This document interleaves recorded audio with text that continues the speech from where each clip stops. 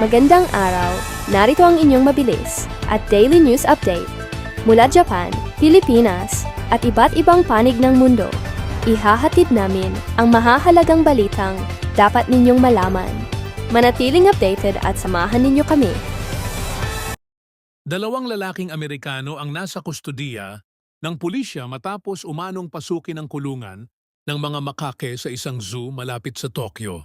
Ayon sa ulat, nakasuot pa umano ng costume ang isa habang kinukuhanan siya ng video ng kasama mula sa labas ng bakod dahilan para pansamantalang isara ang bahagi ng viewing area at kansilahin ang isang event sa zoo.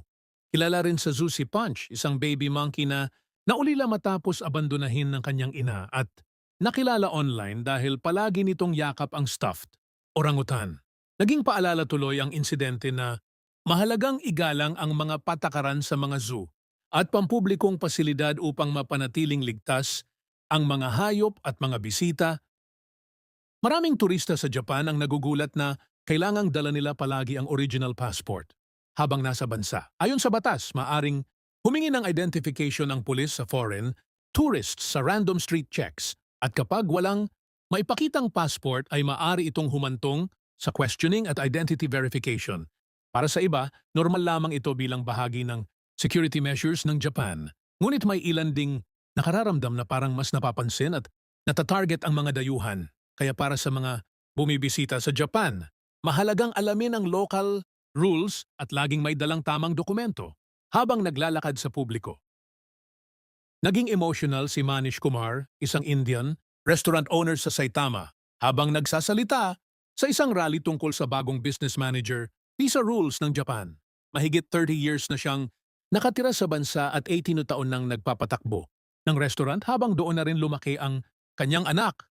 Simula October 2025, tinaasan ng Japan ang minimum capital requirement mula 5 million yen hanggang 30 million yen kasama pa ang mas mahigpit na requirements sa empleyado at Japanese language ability. Para sa marami, ang aksyon ni Manish ay simbolo ng tensyon sa pagitan ng mas mahigpit na immigration control at ng realidad ng mga dayuhang matagal nang nakaugat sa lipunan ng Japan. Mga problema at suliranin sa buhay ay hindi nawawala. Tanging kailangan ibay ng puso upang ikaw ay di maging kawawa. Mag-usap tayo at gagaan mga problema nyo. Mga pagsubok sa ating buhay. Malaking promo na hindi mo dapat palampasin. Handa na kami magbigay ng mas maraming offer para mag-book, makinig, manood at makisabay sa aming mga espesyal na alok. Exclusive promo sa plane ticket. Sa bawat pag-order ng plane ticket, may libreng original Mag-usap Tayo by Vicky Ozawa polo shirt kaagad.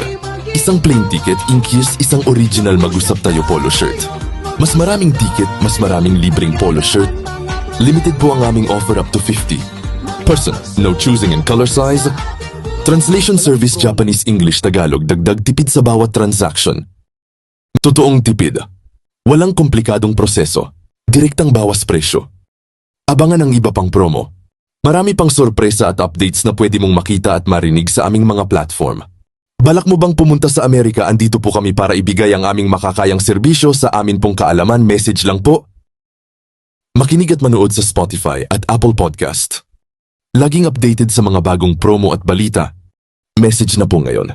Limitado lamang ang promo kaya huwag nang maghintay.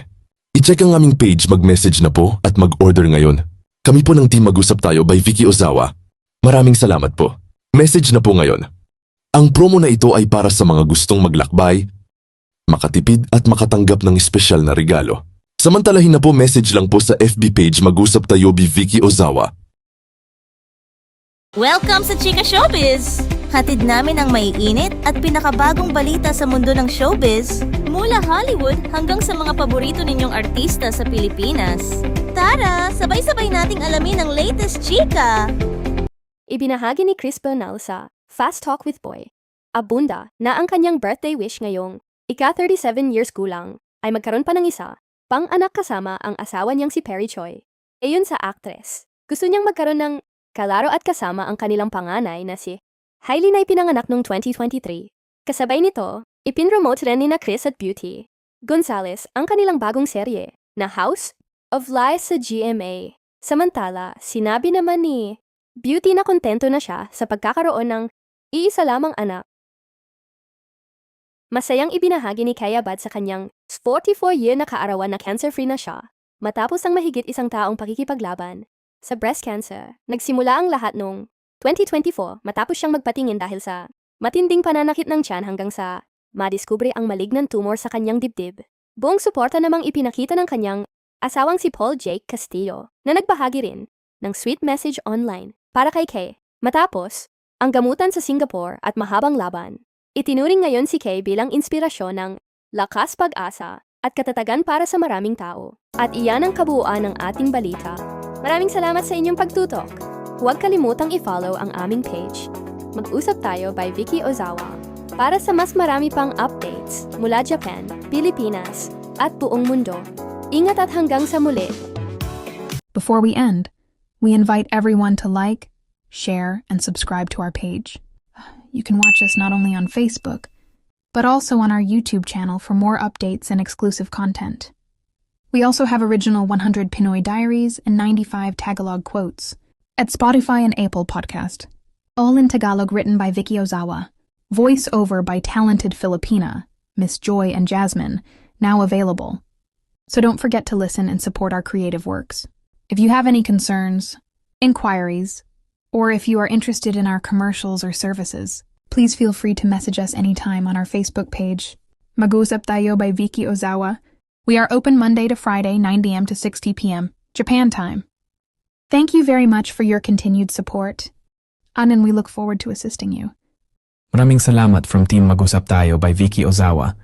Here is short quote from Ms. Vicky Ozawa, Life is a gift. Find peace of mind first rather than happiness.